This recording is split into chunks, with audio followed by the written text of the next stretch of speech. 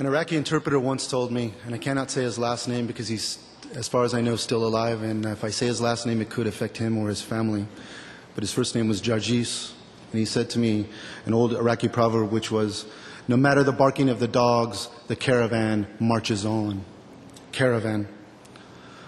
A long queue of container ships stand at anchor in the Persian Gulf. They carry 50 caliber machine guns and packing grease, dunnage, ammo crates, millions of bullets laid side by side, toilet paper, insecticides, light bulbs. The dockside floodlights hum with mosquitoes and malaria. Cranes hoist connexes onto flatbed trucks which line Highway 1 from Kuwait City to Dohuk in the north, just south of Turkey. With enough boxes of food for 130,000 meals, 2 to 3 times a day for a year. It is an army of commerce, a fleet of corporations with the Pacific as its highway. These are the boxes we bring to Iraq. Today, in Baghdad, a bomb kills 47 and wounds over 100, leaving a crater 10 feet deep.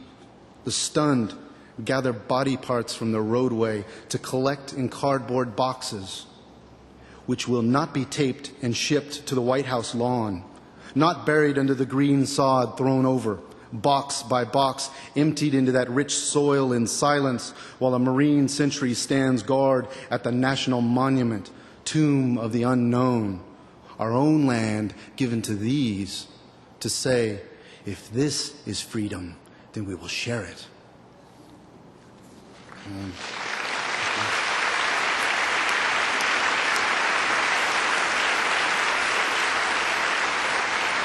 I hope you don't mind. Everywhere I go, I read the following poem. So if you've heard it, with apologies, it's very important to me that I read this following poem.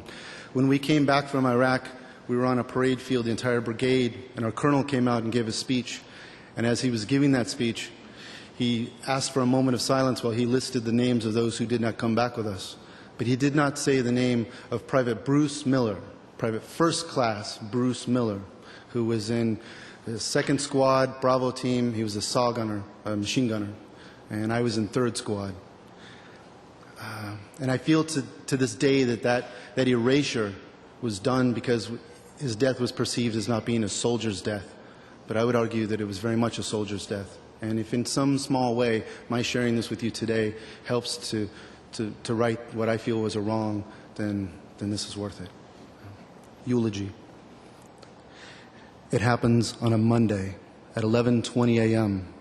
as tower guards eat sandwiches and seagulls drift by on the Tigris River.